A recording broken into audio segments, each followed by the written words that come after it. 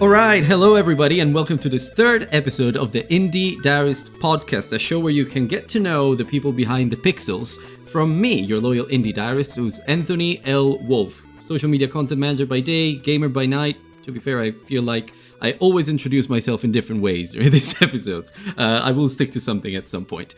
With me today is another indie dev, of course, coming from Germany, I believe. Aren't you, Mateo? Yeah? Yes, I'm from Germany. Perfect. His name is Mateo Covic or Kovic? How do you say your last name? Covic. Covic. Oh yeah, I was completely off then. Perfect. Yeah. It's Croatian. Right. So I'll let you introduce yourself. So just tell the listeners a little bit about who you are, what you're doing, and more importantly, why I've invited you here today. Hello, my name is Mateo. I am a 20 years old solo dev from Germany. I'm the developer Zoroarts, it's my nickname and my developer name. Right now I'm developing my first video game since 2 years now, Maki's Adventure. It's an pixel art action platformer with shark demons, and it combines two games I really love, Hollow Knight and Zelda Wind Waker HD. So that's about me, and I'm here because my game releases in 12 days. So it's really excited right now. Yeah, it must be a very exciting time for you. Well, the game does release in 12 days. For the listeners, it will probably be already available, actually, because the date is, well, I'll let you say it. The date is the 18th January 2023. Yeah, that must be very exciting for you. So we're going to talk about your game a little bit in a second. But yeah, first of all, let's start with a little icebreaker. What's your favorite game? And you can choose an indie game, a triple A, both of them, whatever. But, you know, you mentioned Hollow Knight and Zelda Wind Waker already. So I think I know where this conversation is going, but I'll let you speak. It's a very big decision to make, but if I would decide on one game I really love, is Wind Waker HD from the Legend of Zelda franchise. I really love this game. It was a game I played when I was like 13, I think, when I got my Wii U back then. And it was my first game on the Wii U, and I really loved it. I played it in one night, I think, like about 6 hours, played through the game, and I really loved every second of the game. And that's why I also want to catch this feeling of the ocean and traveling between islands in Maki's Adventure. So, Wind Waker HD is one of my big main inspirations for my own game. Right. Yeah. Well, that was that was one of my questions later on. So you already covered it. That's amazing. But yeah. So well, I'm actually interested in this question, which I asked to everybody because it's always interesting to learn from you guys what inspired you to become a game developer in the first place. So in your case, when did you realize that you wanted to be a game developer, and what was your aha moment, like the moment that you said, oh yeah, this is what I want to do, this is my biggest passion and I'm going to go forward with it? For me personally, it weren't one aha moment. It were like many different moments where I really fell in love with game dev.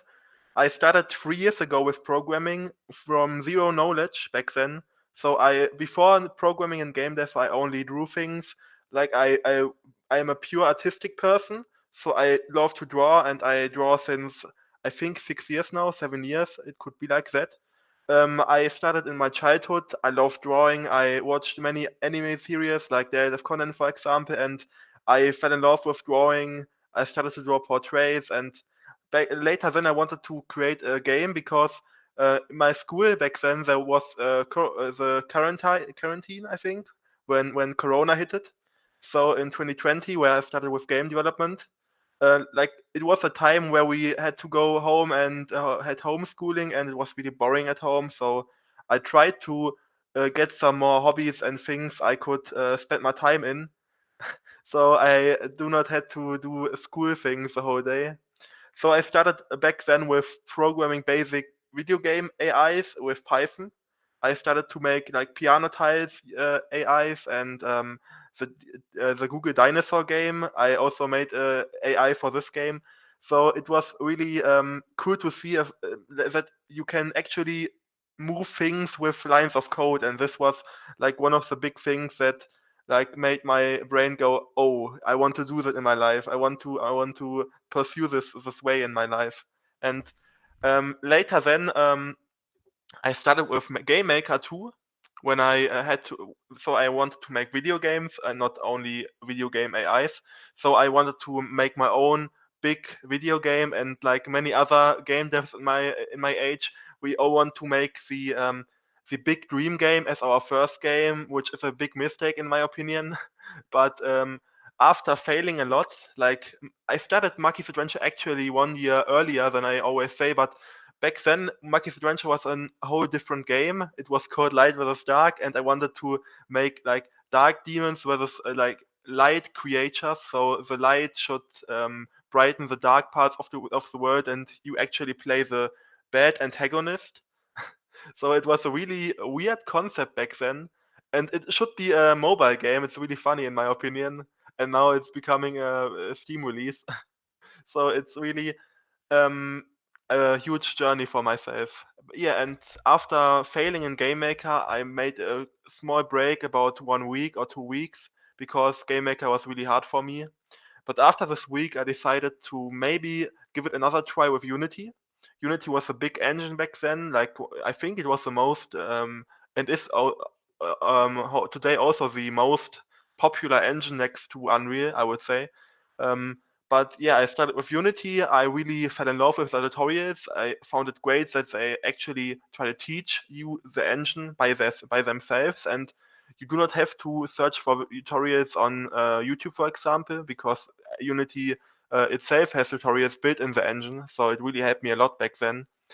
And also, like, I started them with Unity, like connecting with people, getting to know people who are better than I, so have more knowledge and are basically more experienced than I am, and that helped me a lot back then. That's about my journey, and also like small achievement helped me really much. Like getting feedback from players, getting YouTuber coverage. Those are things that really like showed me that there's actually a that I can actually move stuff, if you know what I mean. So that I do not like spend the whole day at home and I just like play video games. I create them. That's my big passion right now. Yeah, well, it's a story that that deeply resonate with because during the pandemic, well, actually before the pandemic, I was, um, well, as the listeners will know, I'm not from the UK originally, but I live in the UK now, and I moved to the UK about 5 years ago. At the beginning, of course, I was doing some retail job, and it was very, very boring. So one of the things that I've always wanted to do is write a game, write the story for a game, because I'm a writer by profession. So I decided that I wanted to do like a little project here and there. So I started coding myself. And I see myself in what you said about the first games that you did, like the Python AI and the Google Dinosaur game. I tried them myself, doing those little tutorials at the beginning when I was trying to figure out how game design works, how game programming works, and then I tried doing Unity as well. So yeah, it's an interesting journey, learning to dive into game development. But one thing that I wanted to highlight actually is the fact that you said that you are primarily a person of art, a creative person that designs and then draws things. And having tried Maki's Adventure, the demo, I can tell that that's your thing because the style is just beautiful. It's just so simple, but also it works so colorful. It just really helps conveying that atmosphere. And I think it really works well for Maki's Adventure that you adopted that style. To be fair, though, the thing that you said about a game where you play the antagonist, I think that's an interesting concept. Yeah, maybe strange at the beginning, but with a bit of refinement, I'm pretty sure that it could become something interesting. So yeah, don't just push it away just then. But yeah, so onto something again. Let's move on to games as they are. What's the game that you played recently that made you go wow? In my case, it was God of War Ragnarok, but of course because that's a massive game and with massive detail. But what was yours? Like, to be honest, I do not play that much anymore. I like when I play, I love to play multiplayer games with my friends, like Overwatch right now at the moment. And like, I'm really an annoying player, I think, because when you start with game development, like for myself, like I start to watch and search how they made the textures and how they made the world come together, how the 3D models actually work together, and how they try to connect the buildings of the ground, for example. So you start seeing the flaws in other games, I suppose. Yeah, Yeah, yeah, it's I can one imagine really that. big interest right now. So when I start a new game, I always try to see how the people actually made the game. Like I want to get to know the people. When I had the choice, I really would love to get in touch with some 3D modelers at Blizzard because I really admire their work and I really love the 3D art in Overwatch, for example. I really think it's a great art style and it's really cool to see big AAA games. And as an indie dev, as a small indie dev, I really love to inspect the worlds there.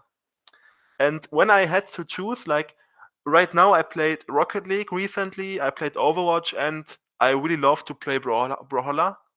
Like if you know Brawlhalla, it's really I Never think it's played it, but I know it. Yeah, yeah, heard about it. and the art is beautiful. So yeah, Yeah, and well, I can assure you that that thing you mentioned that is, oh, now that I program games, I see the bad things about the games that I play, and I just try to examine everything. I assure you that it's the same for every single art. Like, I'm sure illustrators do it. I, as a writer, do it every time I read a book. I cannot enjoy a book anymore because I'm constantly analyzing. So, what can you do once you move to the other side to doing the actual things that you enjoyed in the past? Then you can become a pretty annoying enjoyer of that hobby, so to speak, or hobbyist. Even look at my English there. So here's a bit of a deeper question. Now, you told me what inspired you to become a game developer. Why are you a game developer? What drives you forward? for me, I personally cannot just end it right here because, like, right now, if you build an audience, if you build a community around your game, you just cannot quit the game right now. I would feel so bad if I just posted a video. Sorry, guys, I don't release the game. It's over. I don't want to work on the game. Like, to be honest, like as many other game devs, I really don't want to work on the game anymore because I saw the same game over the 2 years every day. I work on the game every day. I do not have any 0% day. Even if I don't want to program, I start to make 2D sprites. For example, right now I'm drawing Steam achievement sprites a lot. I want to implement 30 or 40 different achievements by launch, so I have to do many different icons right now, and I really don't want to do it. It's such a boring job, to be honest, and I would love to program another mechanic into the game and do more like fun stuff as a game developer. But like right now, I have so much pressure behind me because people want a good game, and I also like this game could change my life. Like even not even financially, but like releasing a whole game is doing something with your head, I think. And like when I got the game out, I would feel so good, I think, and I'm so excited for the launch. So even if I have days where I wake up and think I do not want to work on the game anymore, I I do it anyways. It's like I do not have the choice. I just do it. Yeah, I feel like a lot of developers feel that way. I mean, you see the same game over and over, and then you start growing not necessarily bored, but it's just it becomes heavy. But at the same time, you're building a nice community, and I can see it because I follow you on socials. By the way, we will have a space to talk about your socials and where people can find you towards the end. But I can see that you're building a nice community around your game, around Maki's adventure, and I can see that people are inspired by it. So yeah, I suppose that sense of community is what is driving you forward right now, and that sense of commitment. You have a duty to that community that you need to release a good game. So yeah. But now something a bit more fun. What's the most annoying bug you fixed in Maki's adventure? Ah, holy, that's a really, really great question. Like one day, there has to be a story around the bug. Without telling the story, wouldn't be that funny. I was invited to a show called the DevCom. They have like they are, I think, it would say a daughter company of the Gamescom in English. Yeah, So I they are believe it's partnered so. with Yeah. Gamescom, and the DevCom was shortly before the Gamescom happened. So I was exhibiting Maki's Adventure on the DevCom.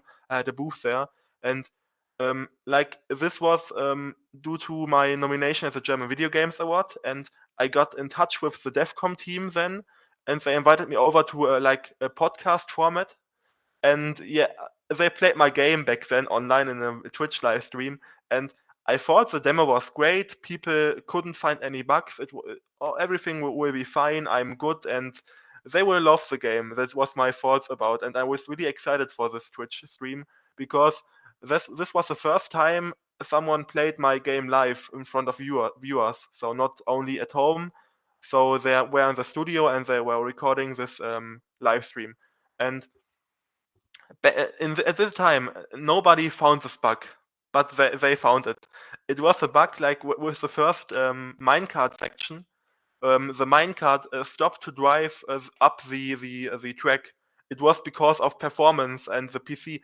Like the physics were differently calculated because of the frame rate.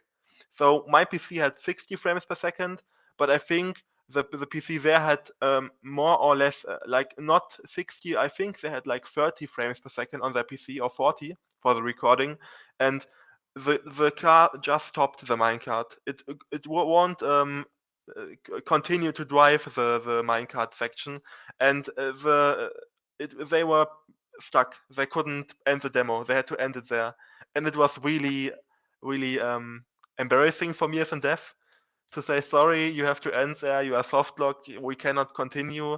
Like the people there were really like they laughed about it and they really loved this bug, and they also this was really funny too because um, the player there tried a really skilled jump and actually got into the cart anyway. So the cart continues driving when the player enters the car. But on this section, the player has to move out, jump out of the car, and the car like decreases its speed but continues to driving. But when you jump into the car again, it will just go faster. So in the end, they could fix the soft lock, but it was a really fun time, and the bug was really annoying. It was. I guess you have to think about all those things when you're just how is it going to run on different machines? You never know Yeah, until it's you actually really get it in annoying the that hands of players. frame Yeah, rate frame rate yeah, is really important to look exactly. at. Yeah, yeah. Well, you've probably noticed a pattern by now. We do a serious question. We do one a bit more fun. Now, here's the serious one. Do you ever feel lonely or discouraged as an indie game developer, and how do you cope with that? Every day, to be honest.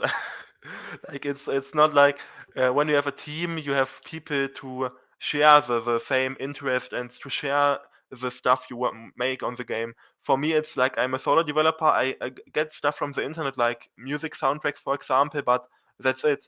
I only get like right now, I only got 4 different soundtracks from the internet, but the rest I made by myself, and it was really hard to do it. And like to work on this game right now, I'm working on the game because release is really near. I work 10 to 11 hours a day right now because I don't have university lessons right now, but soon there are my exams, so I have to learn too for the exams, and it will be really stressful in a few weeks, but I'm happy that the game is out in 2 weeks, so Yeah, I exactly. can then but it won't be over then. I have to do bug fixes, patches, and the people think the players, for example, think, oh, you will be fine then you have time for everything. But no, I do not have time then. Yeah. Like the first month after release is really stressful and will be really hard because people will find many different bugs, and Yeah, of course. Then you have to fix them during the first month. Yeah, yeah, that's I going to tried become an to interesting one. make a first day, day one, day zero patch, I think. So it's the same day as the release. I want to, is there any game breaking bugs? I want to fix them on on the same day. Hmm. That's my Yeah. the thing I want to do. Yeah, well, it sounds like you have your plate full right now. Yeah, you got Yeah, loads to do. Yeah, well, just remember to take care of yourself, of course, because yeah, yeah, that's I know a lot of developers do crunch, but I think the industry is going towards a more healthy place, fortunately. So yeah, but Okay, well, I guess I can ask you this, even though you mentioned something just now. Do you have any heroes in the industry, and anyone you look up to specifically? Well, you mentioned the 3D artists for Overwatch, Blizzard. Anybody else? Like, especially I have heroes from the indie bubble. Like right now, I really admire Thomas Brush, if you know him, and Oh yeah, yes, I know Thomas Brush. Yeah, follow I him on really socials. I really love his work. And David Whaley is creating the first tree. He created it. I think it released in 2019, when I remember right. And those are two people I really admire in the game development bubble from YouTube. I watch every video from them, and it's really crazy. Like, they do a great job, and I really want to get there in my life. And like, especially Thomas started, I think, at the same age. He was 20 back then when he made his first indie release, I think. And so I hope that my life will go into this direction too, that I can become independent one day. And yeah, but first of all, I want to finish university, of course. But later, I really would love to make my own studio. What I like about Thomas is that he managed to reinvent, I mean, not reinvent himself, but he found his own niche. So, being an indie developer, he found a community and he built a community around him being an indie developer and then started giving lessons on how to be an indie developer, how to sell your game, how to do indie marketing because he's been through it before. So, yeah, it could be very inspirational. He's a great guy to follow on socials. You did mention something curious before. You mentioned just now, really. You said that you did take a track, a soundtrack, of the music, one of the tracks of the game from the internet using maybe Creative Commons licenses and whatnot, but the others you did yourself. I can see a guitar in the background, which the listeners won't be able to see. Are you a musician as well? I made music for my game. I'm not a good musician. I played guitar a lot when I was a child. I had guitar lessons back then, but trust me, I forgot everything. I had to start with the basic chords on the guitar, and it's really difficult to learn guitar because like my fingers cannot get onto this level I was earlier when I was a child, and it's really hard. And to be honest, it's really hurt to play guitar because like my fingers are really sensitive. I don't know why, but I really love to make my own sound effects. For example, like the achievement sound effects and the item get sound effect are made by myself. And I also, maybe I will try to implement my own like outro song for the credits where I play my own song, and maybe also like um, cooperate with a singer I really love. He's streaming on Twitch, and he also played the demo, and he like offered me his help. Like, I would play the guitar and he would sing, and it would be a really cool thing for me. But it will depend on how my schedule will work out. So maybe we can figure out like a 30 seconds song, but it would be, I cannot Yeah, like a guarantee little it. theme. Yeah, like some 30 seconds of sang lyrics and whatnot. But yeah, that's yeah. I play guitar too. I don't think you can see it from the camera, but I do have one in the background, and I used to play guitar as well. Studied music for a few years. Fortunately, not as a child, so I still remember things. But yeah, I can confirm it's a bit hard, and you need to get used to using guitar in a certain way. I find guitar much more difficult than piano because of all the different ways in which you can create notes and the fact that you have 6 strings, whereas on the piano it's everything on one plane, and those are the keys and you just move up and down the keyboard. It's still difficult, but I find guitar a bit more difficult for some reason, though I love them both in different ways. Well, I guess those are all the core questions that I have for you. I have a few parting words. First off, are you already thinking about your next projects? And can you give us a hint? I know that right now you're all focused on Makis, but maybe you have some ideas for other games. Who knows? Like, I have many plans. I'm I won't be short on ideas. I will be short on time, but not on ideas. I have many different ideas right now. One thing I really want to do as a next thing is, of course, like when Maki's Adventure gets like popular and it will be um, worth spending the time and the money into it, I would love to make something like a physical release as the next project, and of course like collector's edition with. I really like one thing I really would love to do is a digital art book. I would love to do that, and like I spent the time to collect every single graphic and sketch I made on these 2 years, and they are all on my folder with 10 gigabytes right now. And I could easily make an art book with 100 pages, and like that people can understand the way how the characters are made. And like for example, like I made every character in my first. I got this idea in my head, then I like when I was in school, for example, I had many different ideas and I sketched them down on a piece of paper. And with the sketch, I went home and tried to pixel this character in Sprite, my software. And yeah, that's my workflow. So many ideas came when I was in school and had my lessons then. So Well, yeah, and I'm like sure people can find it interesting to see your creative workflow and how you work, how you create assets from scratch, and all of that. Yeah, can help other indie game developers too. yes, and also like from a next game, I would love to maybe make something like a roguelike. So I really would love Oh to yeah, you're a make big a fan of the more. roguelikes. You have my Yeah, I approval love there. them too. I would love to develop a game where the replayability is much higher than a story-based platformer, and like people can find their own techniques and find their own like ways to get the highest score and to the highest like what my idea was to make a game where you fly a helicopter and Oh, you have to destroy a city out of oh, okay. voxels. So you have this voxel city. Everything is destructible, and you have to destruct as many houses and cars as possible.